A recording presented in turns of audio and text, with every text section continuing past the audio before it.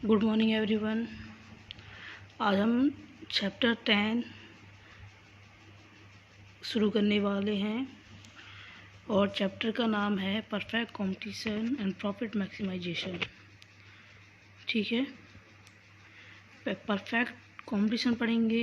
हमने जो previous chapter पढ़ा था 9th चैप्टर, वहाँ पर मैंने आपको 3 टाइप्स की जो मार्केट थी, परफेक्ट कंपटीशन, मोनोपोली और मोनोपोलिस्टिक कंपटीशन, इसके बारे में मैंने आपको समझाया था। तो परफेक्ट कंपटीशन आज हम डिटेल में पढ़ेंगे, साथ में प्रॉफिट मैक्सिमाइजेशन। परफेक्ट कंपटीशन जो मार्केट होती है परफेक्टली कॉम्पिटिटिव, वहाँ पर फर्म का प्रॉफिट मैक्सिमाइजेशन कैसे होता है। ओके, चलिए स्टार्ट करते हैं। पहले हम पढ़ते हैं परफेक्ट कंपटीशन क्या है।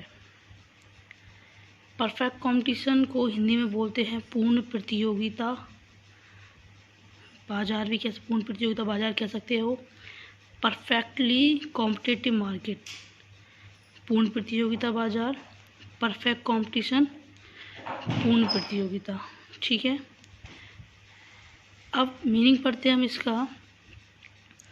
Perfect competition is a market situation in which there are large number of buyers and sellers. The sellers sells homogeneous product at a single uniform price. The price is determined not by the firm but by the industry. देखिए, perfect competition वो market situation होती है जिसमें बहुत सारे buyers होते हैं और सेलर्स होते हैं। ठीक है, पूर्ण प्रतियोगिता बाजार वो बाजार होता है जहाँ पर किसी वस्तु के बहुत सारे खरीदने वाले क्रेता और बहुत सारे बेचने वाले विक्रेता होते हैं। वहाँ पर जो विक्रेता होते हैं वो एक जैसी चीज़ें बेचते हैं।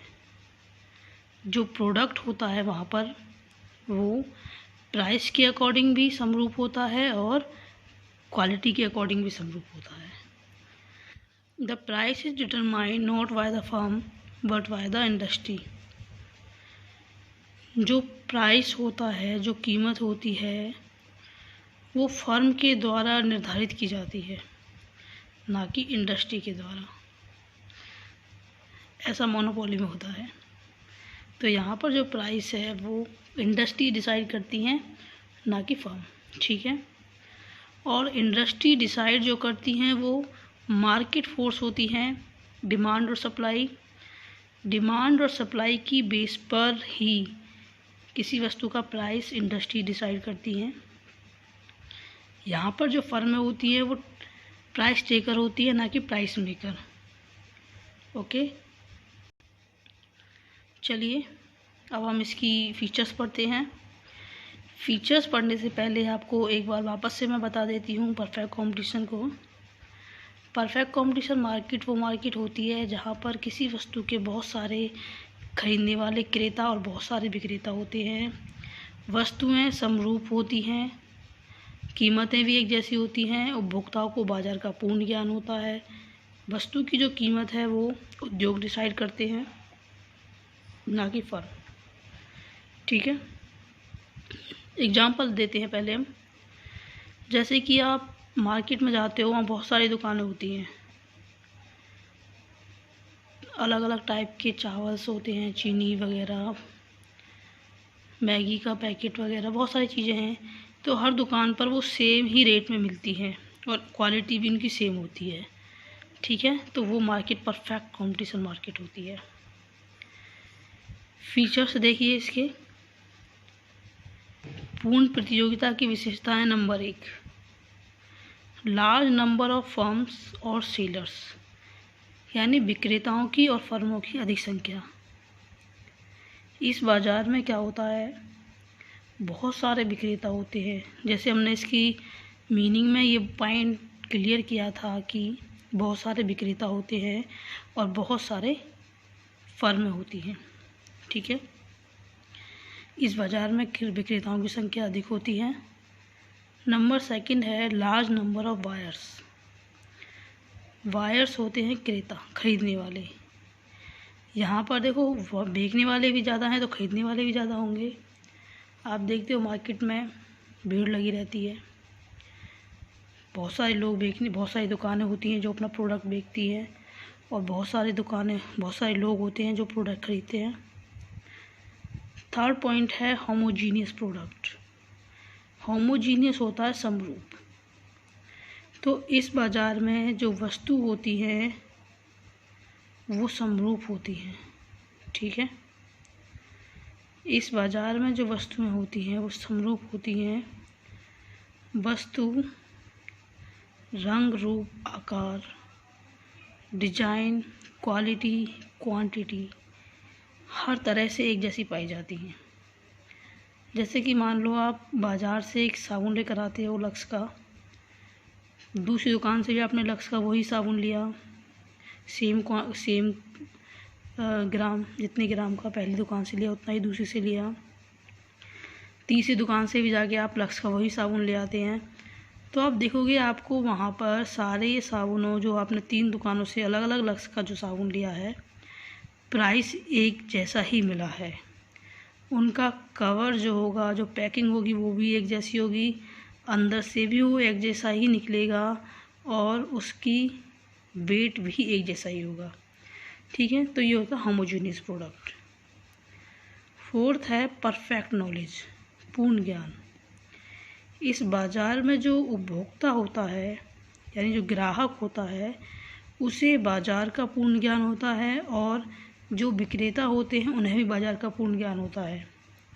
आप जब सामान लेने जाते हैं तो आपको पता है कि ये चीज़ इतने रेट मिलेगी, इसकी क्वालिटी ऐसी होगी, इतना कम से कम वेट होगा, तो हर चीज़ के बारे में नॉलेज होती है, ठीक है। तो परफेक्ट नॉलेज होती है। Fifth point is free entry and exit of firms. फर्मों का स्वतंत्र प्रवेश एवं निकासी, ठीक है। Free entry and exits of firm का मीन्स होता है कि यहाँ पर फर्मों इस मार्केट में आसानी से नई दुकानें, नई फर्में आ सकती हैं और आसानी से ही फर्में मार्केट को छोड़ सकती हैं, ठीक है।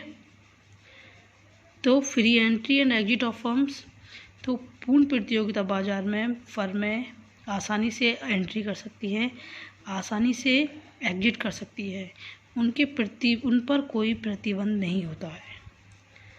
नेक्स्ट पॉइंट है independent decision making and freedom from checks. स्वतंत्र निर्णय एवं छोड़ने की स्वतंत्रता। इस बाज़ार में जो फर्में होती हैं वो अपनी मर्ज़ी से आ सकती हैं, अपनी मर्ज़ी से जा सकती हैं, अपने लिए पॉलिसी अलग डिसाइड कर सकती हैं, किन लोगों को उन्हें सामान देना है, किन को नहीं देना है, ये सारे डिसीजन वो खुद लेती हैं, उन पर किसी तरह का कोई दबाव नहीं होता, ठीक है। फ्री एंट्री और फ्री एग्जिट होती है। नेक्स्ट पॉइंट है परफेक्ट मोबिलिटी, पूर्ण गतिशीलता। पूर्ण गतिशीलता का मतलब होता है कि यहाँ पर जो प्रोडक्शन के जो फैक्टर्स होते हैं, ठीक है। सबसे पहले तो मोबिलिटी मीन्स गतिशीलता आ जाती है, यानी कंटिन्यू गतिशील होती है, चलती रहती है। और इस बाज़ार में क्या होता है, साधनों के बीच पूर्ण गतिशीलता होती है। Next is no extra transport cost. Perfect competition market में सबसे चीज़ तो ये है कि यहाँ पर जो फर्म्स होती हैं, जो शॉप्स होती हैं, वो बिल्कुल पास होती हैं, तो जो ट्रांसपोर्ट के चार्जेज होते हैं वो एक्स्ट्रा नहीं लगते, क्योंकि कई बार ऐसा होता है वहाँ और जो कंपनियाँ होती हैं और जो फर्म्स होती हैं वो सामान मंगा, तो यहाँ पर नो एक्स्ट्रा ट्रांसपोर्ट कॉस्ट होता है, अतिरिक्त परिवहन लागत नहीं होती। फर्में वगैरह यहाँ आसपास होती हैं, सेलर्स आसपास होते हैं, कई सारी फर्में अपना सामान एक ही ट्रांसपोर्ट से मंगवा लेती हैं, जिससे उनकी ज़्यादा कॉस्ट नहीं होती, वो आपस में बांट लेते हैं। नेक्स्ट है same average and marginal revenue. Perfect competition जो पूर्ण प्रतियोगिता बाजार होता है, यहाँ पर जो आपका औसत आगम और सीमांत आगम जो होता है वो दोनों बराबर होते हैं। यहाँ पर जो कर बनता है वो ओ एक्स अक्ष के पैरेलल होता है और ए आर को ही कीमत कहा जाता है। हमने रेवेन्यू वाला चैप्टर पढ़ा था तो उसमें हमने देखा था कि परफेक्ट कंपटीशन के अंदर जो कर बनाया जा रहा था वहाँ पर ए आर और एम आर दोनों बराबर थे और ए आर को ही पी कहा गया था। ठीक है, अब हमारा नेक्स्ट टॉपिक आता है conditions of firms producers equilibrium. इससे पहले एक चीज़ बता देती हूँ मैं आपको, जो यहाँ पर आपको ये फीचर्स दिख रहे हैं कंपटीशन परफेक्ट कंपटीशन मार्केट के, आने वाली हमारी जो दो और मार्केट है, मोनोपोली है, मोनोपोलिस्टिक कंपटीशन है, उनके फीचर्स भी एक जैसे ही होते हैं बाय हेडिंग, बट थोड़ा सा मीनिंग चेंज हो जाता है। ठीक है, तो आपको अच्छे से लर्न करना है इन्हें। तो हम पढ़ रहे थे conditions of firms producer equilibrium, firm या उत्पादक की संतुलन की शर्तें।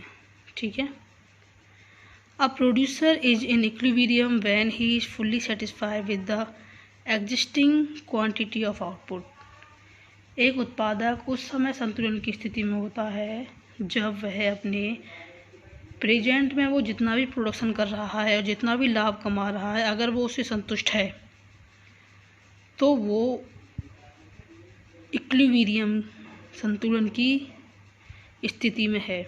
जब एक उत्पादक को लगता है कि मेरे प्रॉफिट सही हो रहे हैं, मुझे अपनी टेक्नोलॉजी में चेंज करने की नीड नहीं है, तब फर्म या उत्पादक संतुलन की कंडीशन में होते हैं।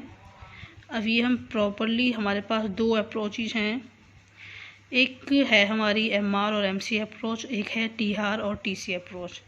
ठीक है, हम इन दोनों को प्रॉपर डिस्कस करते हैं। तो हम पढ़ रहे थे कि एक फर्म या एक प्रोड्यूसर कब इक्विलिब्रियम की कंडीशन में होता है। तो बताया था जब प्रोड्यूसर को अपने वर्तमान प्रोडक्शन से सेटिस्फैक्शन हो, या he has no tendency either to increase or decrease his output, जब वो अपने उत्पादन को ना तो बढ़ाना चाहता है और ना ही घटाना चाहता है। या the producer equilibrium refers to the situation in which he maximises his profit और minimises his loss. Simple language में आप कह सकते हो कि एक उत्पादक उस समय संतुलन की स्थिति में होता है जब उसको प्रॉफिट्स अधिकतम होते हैं और उसकी हानियाँ न्यूनतम होती है।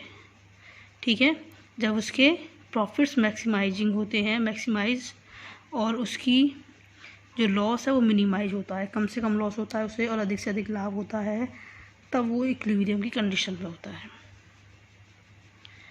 तो पहले हम कर रहे हैं एमआर एंड एमसी अप्रोच। तो कंडीशंस ऑफ प्रोड्यूसर इक्विलिब्रियम, सीमांत आगम और सीमांत लागत अप्रोच से हम प्रोड्यूसर की कंडीशंस पढ़ेंगे इक्विलिब्रियम की। नंबर 1, देखिए आसान है, एक्सप्लेनेशन है थोड़ी सी, बस मैंने पॉइंट्स में लिखा है। तो एक उत्पादक उस समय संतुलन की स्थिति में होगा जब तो उसके टोटल रेवेन्यू और टोटल कॉस्ट का डिफरेंस अधिकतम होगा, मीन्स टीआर माइनस टीसी। जब उसके टोटल रेवेन्यू टोटल कॉस्ट से अधिक होंगे, जब उसकी कुल आगम, कुल आय, कुल खर्चों से, कुल लागतों से अधिकतम होंगे। Number 2, MC equal MR. यहाँ पर जो एमसी है वो एमआर के इक्वल होने, एमसी इक्वल एमआर, सीमांत लागत सीमांत रेवेन्यू के बराबर होनी चाहिए, और सीमांत जो लागत कर्व है वो सीमांत आगम कर्व को नीचे से काटे। ठीक है, कर्व देखिए वाई ओ एक्सिस है, तो वाई ओ एक्सिस हमने लिया है, ओ वाई एक्सिस पर हमने लिया है ए आर, एम आर और कॉस्ट, और ओ एक्स एक्सिस पर हमने क्वांटिटी ली है, आउटपुट ली है। ठीक है, यहाँ पर आपको जो ये MC दिख रहा है, लिख देती हूँ मैं यहाँ पर क्लियर करके। जो ये कर्व है ये यू शेप में दिख रहा है, ये आपका MC कर्व है, सीमांत लागत कर्व। अब सीमांत और A से B तक जो ये बिंदु जा रहा है, AR = MR जहाँ पर लिखा हुआ है, ये आपका एवरेज रेवेन्यू है।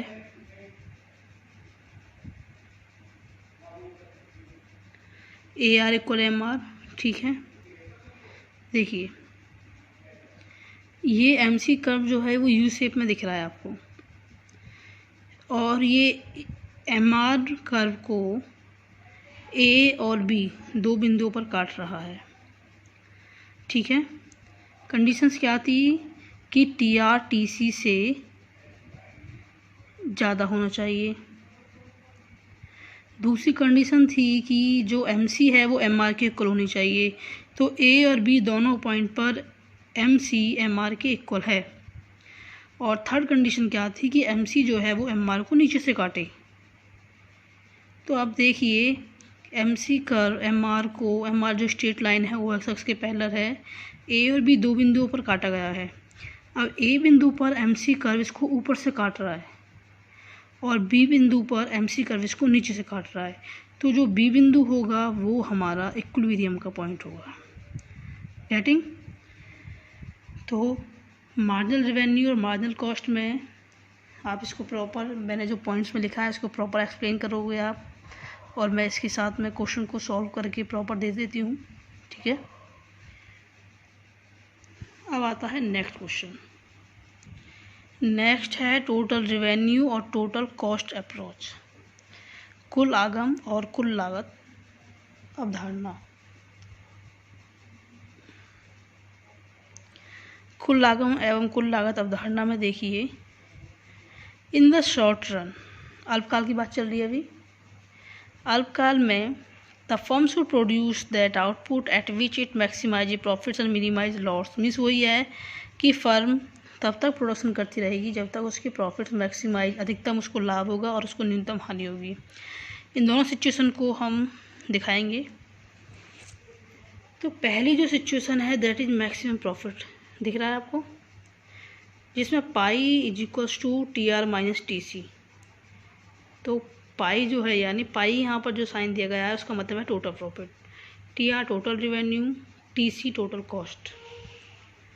कर्व देखिए, YO एक्सिस पर हमने कॉस्ट, रेवेन्यू और प्रॉफिट लिया है, OX एक्सिस पर हमने आउटपुट लिया है, ठीक है। YO एक्सिस पर क्या क्या लिया हमने, लागत, आगम और लाभ, और OX एक्सिस पर है हमारे पास आउटपुट, उत्पादन। तो TR सीधा कर्व जाएगा, क्योंकि जैसे जैसे हम प्रोडक्शन करते रहेंगे हमारी सेल होगी तो टोटल रेवेन्यू स्ट्रेट जाएगा, TR बिल्कुल स्ट्रेट जाएगा।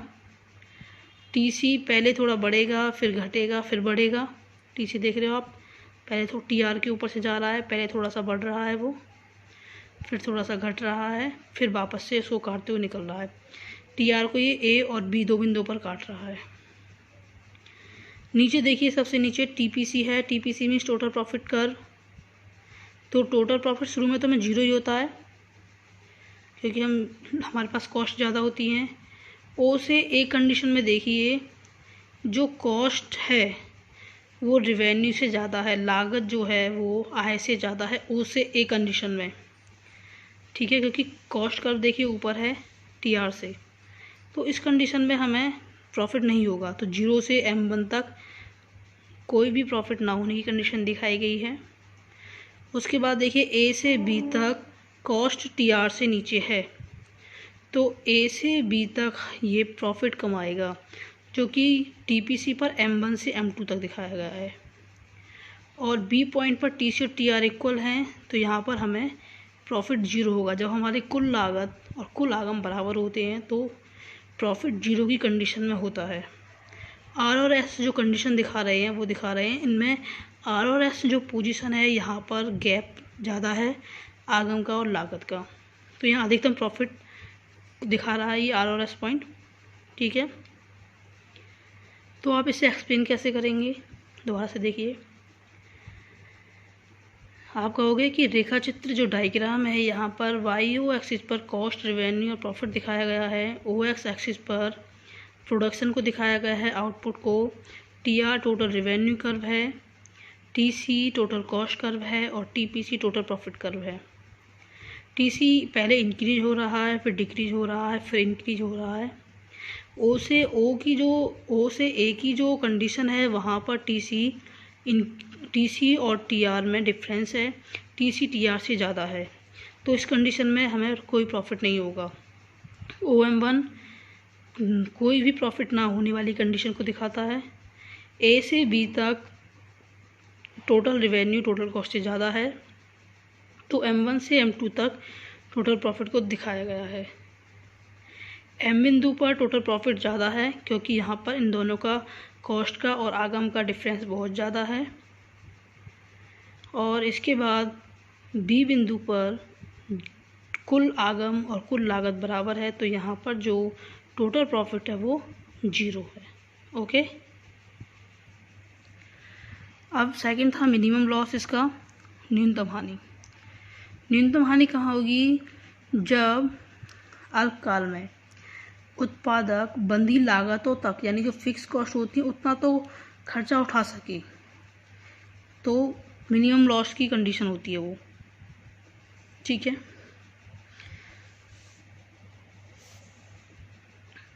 कर्व देखिए, T R total revenue curve है, वाई एक्सिस पर रेवेन्यू कॉस्ट और लॉस दिखाया गया है, क्योंकि लॉस है तो लॉस दिखाएंगे क्योंकि उसमें प्रॉफिट था।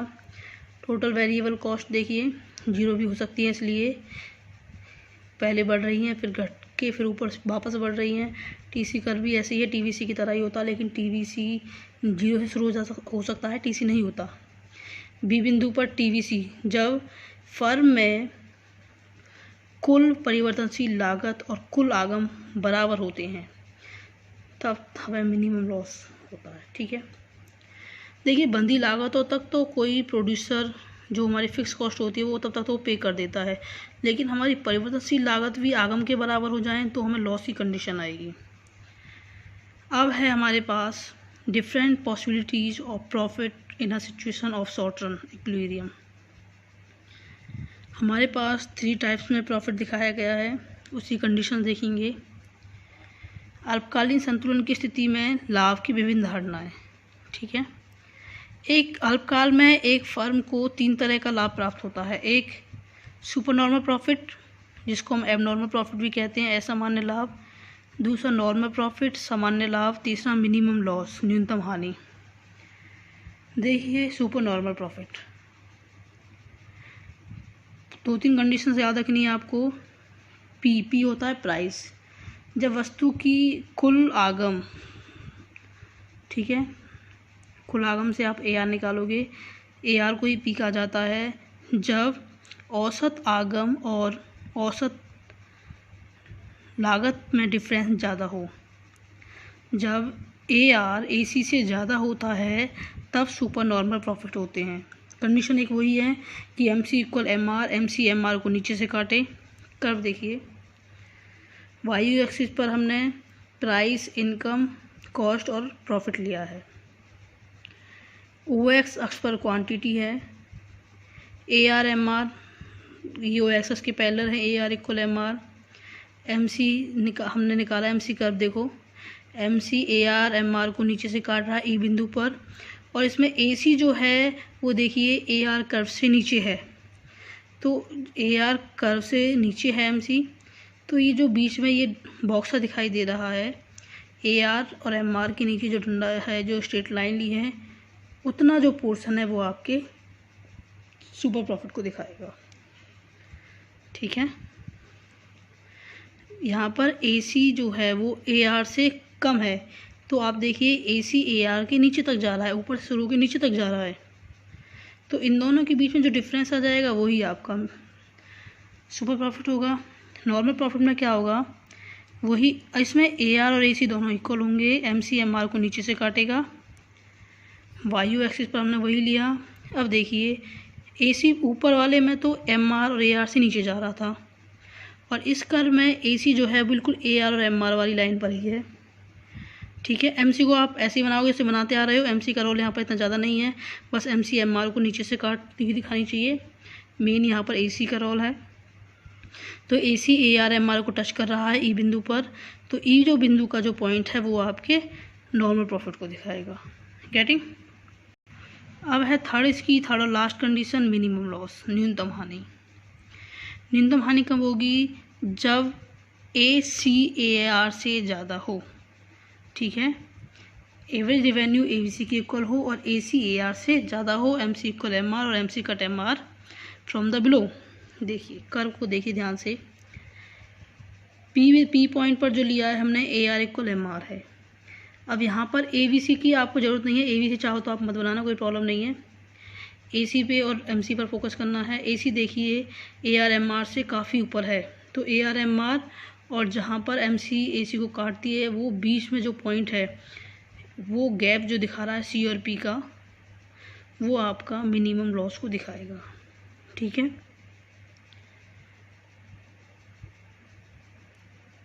ओ पी प्राइस था, कॉस्ट भी है उसी पे। ठीक है, पी से जो सीधी लाइन जा रही है जो कि ओ एक्स अक्ष के पैरेलल है, वो आपका ए आर और एम आर कर्व है। मिनिमम लॉस की जो कंडीशन थी वो ये थी कि ए सी एम आर से इक्वल होना, ए सी एम आर से ग्रेटर देन होना चाहिए। तो देखिए आप ए सी जो है, ए सी कर्व जो है, औसत लागत वक्र, वो ए आर और एम आर से काफ़ी ऊपर है। तो ए आर और एम आर के और ए सी के बीच का जो डिफरेंस है वो आपका मिनिमम लॉस कहलाएगा। गेटिंग।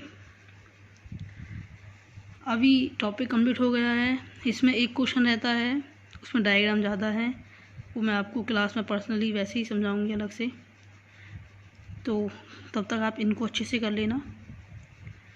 और ये आपके लिए होमवर्क के कुछ क्वेश्चंस हैं, मैंने हिंदी भी लिख दी है, दोनों मीडियम से बच्चों के लिए हेल्पफुल रहेगा। एक बार मैं इसको रीड कर देती हूँ। What is perfect competition? पूर्ण प्रतियोगिता बाजार क्या है? एक्सप्लेन और फीचर्स और अजम्पशन ऑफ परफेक्ट कॉम्पिटिशन। पूर्ण प्रतियोगिता बाजार की सारी विशेषताएं और मान्यताएं बताइए। Explain condition of firms equilibrium. Firm के संतुलन की शर्तें बताइए। ड्रॉ डायग्राम भी बताइए। अब ये हिंदी में ही है। फिफ्थ क्वेश्चन देखिए। Explain maximum profit with the help of diagram. Maximum profit जो है हमारा, वो डायग्राम की हेल्प से आपको बताना है, और मिनिमम लॉस। सेवन्थ क्वेश्चन में कहा है कि जो फर्म्स के इक्विलिब्रियम की डिफरेंट जो कंडीशंस हैं या पॉसिबिलिटीज़ हैं उनको समझाइए। तो पता है आपको, उसमें हमें 3 तरह के कंडीशंस हैं, एक में हमें सुपर नॉर्मल प्रॉफिट मिलता है, एक में नॉर्मल प्रॉफिट और एक में मिनिमम लॉस। ठीक है, अभी कुछ क्वेश्चंस रहते हैं, मैं वो आपको बाद में दूंगी जब ये हो जाएगा। तो इसी के साथ हम अपनी वीडियो कंप्लीट करते हैं।